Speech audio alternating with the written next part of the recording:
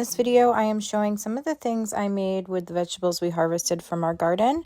We live in Connecticut and it's full on fall time here. We're getting peppers, tomatoes, and we also harvested kiwi berries. When I bring in a bunch of tomatoes like this, I separate them and store them in baskets that are near a window for the underripe things to get sunlight while they ripen.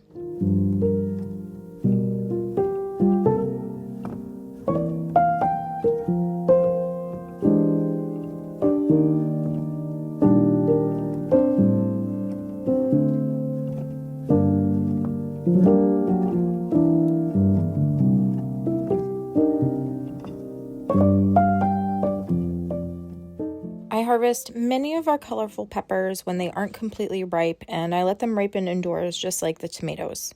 I like to have peppers and onions chopped and ready in our freezer, so when the peppers are ripe and sweet, I wash them up well and get them chopped up along with some onions.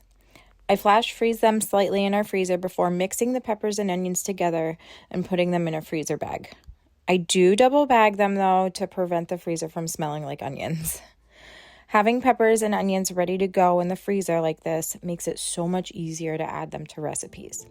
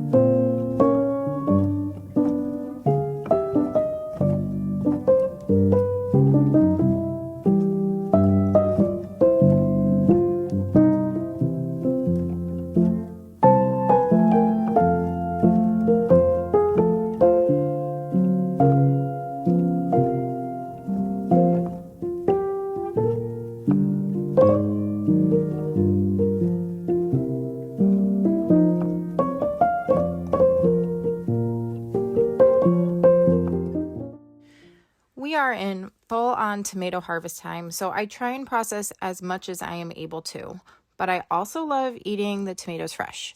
So I had my dangerous chopper out that's been recalled on Amazon, and I had it out to chop up the peppers and onions, and I decided I would make up some fresh salsa using tomatoes and some leftover sliced up hot peppers and onions that I had in the refrigerator and cilantro. I wanted lime juice, but I didn't have any, so I used a little bit of lemon juice, and the salsa is so good. It's even better after it's been sitting in the fridge for a bit, but I really like it. This is a collection of mostly Roma and paste tomatoes with some slicing tomatoes mixed in.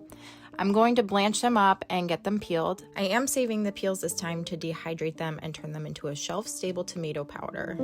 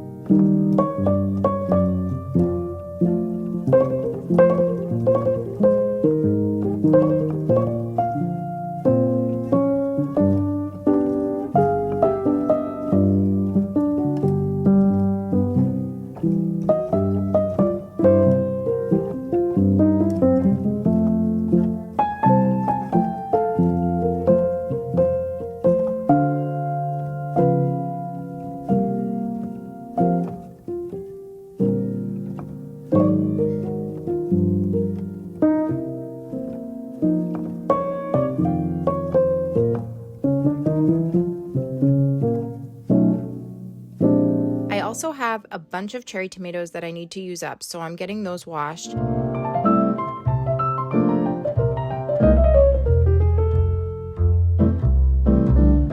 I add the slicing tomatoes and cherry tomatoes to a small sauce pot and get those heated up. I realized pretty quickly that I needed a larger pot though, so I got my large stock pot to cook down all those tomatoes. While those tomatoes cook down, I start filling the jars with the other peeled tomatoes. I'm canning whole tomatoes in their own juice. I have shown this recipe before in other videos. I will link one of them here. I press in the tomatoes so that the juice covers each layer of tomatoes every time. I've gotten all kinds of comments about this method, mostly about the processing time, but basically I am raw packing tomatoes, which makes the water bath processing time longer than other methods.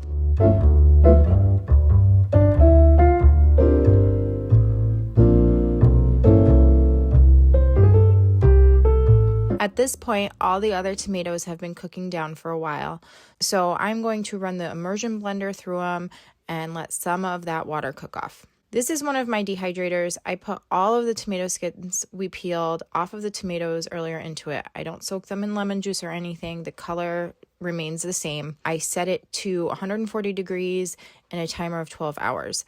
But this I kept adding to because I couldn't get around to processing them right away. And if they sat, they started to get kind of soft. So I had to keep running the dehydrator until I was able to process them. Some of the water cooked out of the pureed tomatoes, but I want to get the skins from the cherry tomatoes and all the seeds out of it. So Steve helps me run everything through the food mill.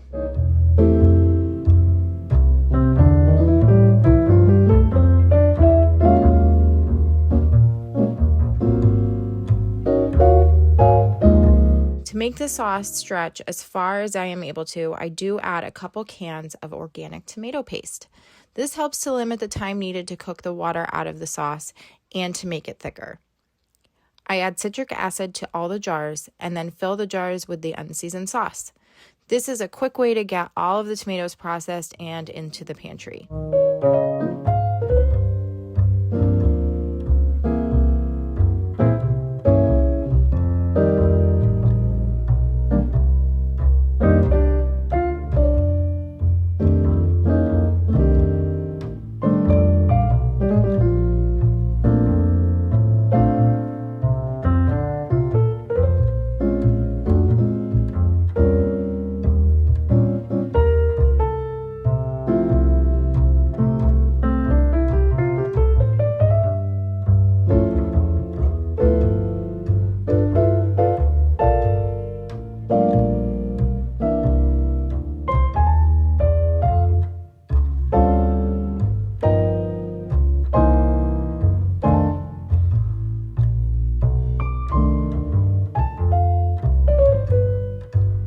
Once the whole tomatoes are done, I get those out of the water bath canner and replaced with the sauce jars to process those. This time, when I took the whole tomato jars out of the water bath canner, I immediately noticed the first one start to siphon. This really doesn't happen to me often when I am water bath canning. It has happened to me many times when I pressure can, but siphoning is when the liquid escapes from the jar during the canning process. In my case this time, I think it was the temperature change as our air conditioner was on. I also think that I may have squeezed the top of the jar with the jar lifters, which loosened the top of the jar slightly. So these are wide mouth jars. I might have not been paying attention and squeezed the jar lifter a little bit too hard, which loosened the lid from the jar, causing it to siphon. Either way, I ended up putting that jar in the fridge to use in another tomato recipe that I'll show you later. After the other jars finished, I got them out and onto the bath towel, no problem.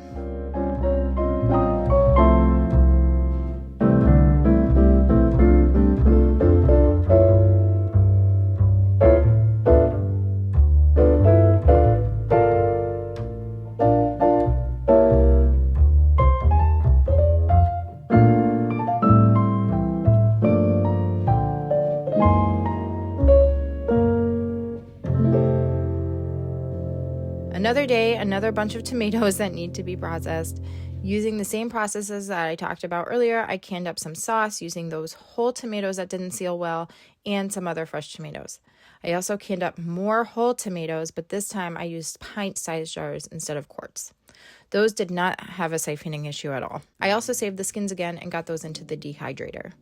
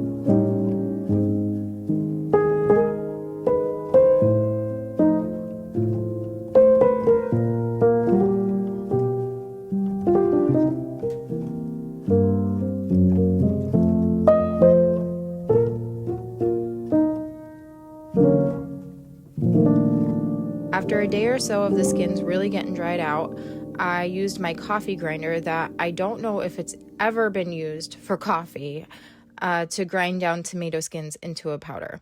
It turned out really well, and I'm going to do this with all of the skins for the rest of the season. Hopefully I will get a full jar of tomato powder. It's really great to have in the pantry because it can be turned into tomato paste, a sauce or a juice, or just add it to things as a tomato seasoning, like dressing or a dry rub. I kind of wish I did this in previous years, but I'm glad I'm doing it now.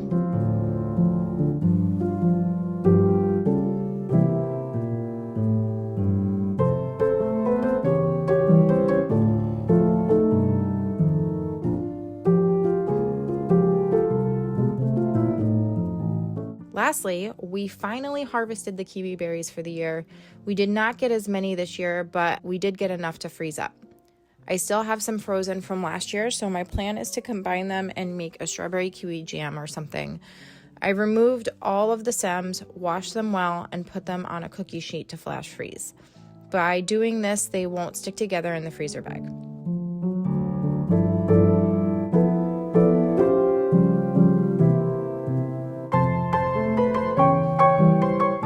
Alright guys, that's it for processing what we harvested this week.